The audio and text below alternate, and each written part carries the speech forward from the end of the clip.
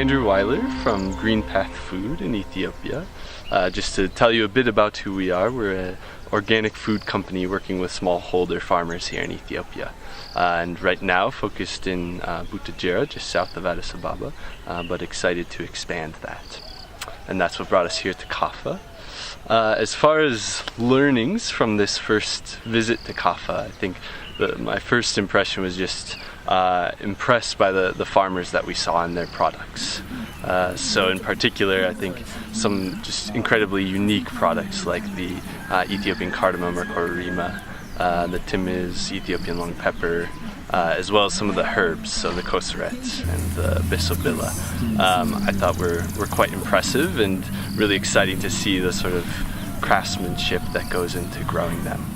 And then I think, of course, it's also a bit sad to see that people were excited about developing these products and ultimately haven't gotten the chance to connect to markets like they had hoped.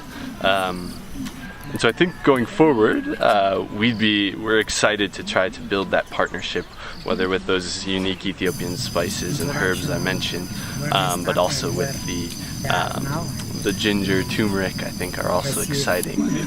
Trying to find ways to source that and get it to markets internationally and really showcase what makes Kafa so special. I think the support from NABU and their organizing has been crucial throughout this, and I'm very thankful for it. Because we've been in touch with them long before this event, and just the way in which I think they are promoting the region in a way that really conserves the biodiversity here, but also the cultural heritage of the place, I think is really special. And so I'm very thankful to them for that, and I'm sure we'll continue to work with them.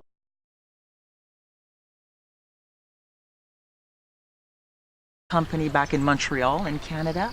It's called Épices de Cru, and for about 20 years now we have been traveling the world looking not only for spices for our company, but for what the best spices that every region has to offer, which is why Kafa, of course, with its incredible biodiversity and its tradition, has been so attractive to us, and that's why we're here once again. There's a world-class product here that is fantastic, that can be found nowhere else in the world with this level of quality, and there are people who have the experience to do it.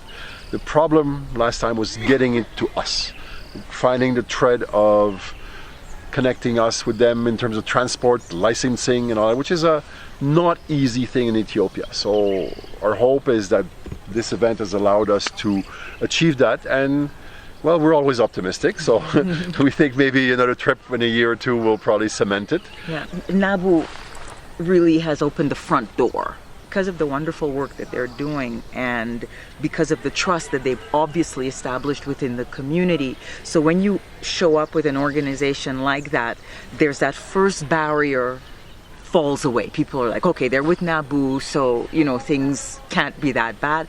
And then the good work that they have done has allowed us to introduce ourselves on a more personal level to the people who control what we think we need.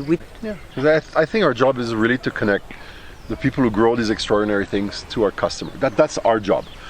One of the things we liked, what we saw in the past few days, is it really links with the way we see farming around the world, and really great products. Really great products need biodiversity. Whether it's great wine or great coffee or great tea or great spices, it needs this. It needs the tradition of the people that are been doing it for centuries. That knowledge cannot be replaced, and it needs this environment. And we're really happy that if we buy spices here, we're contributing to the transitional zone, securing it in terms of ownership, securing it in terms of the keeping of the traditions, and that people become proud of what they do. Because when they realize that what they have here is exceptional, that is giving them a living, and that by doing so they become part of the world and they have a sense of themselves, then this place will survive. It's always been a part of our vision. Yeah. Not only to be able to provide what we consider the best for the people where we come from, but to ensure that the people who allow us to do that have the same benefits. Something that we keep repeating to our customers all the time is everybody has a right to send their kids to school. Everybody has a right to good drinking water. It's not just a privilege that we have, and we have built our little family business based on these principles.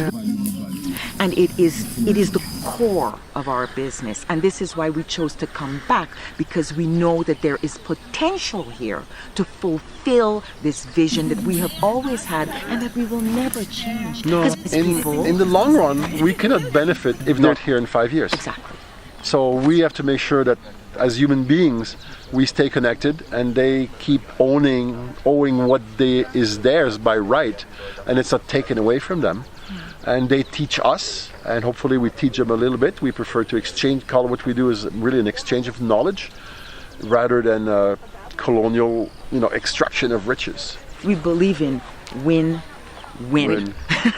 Forever.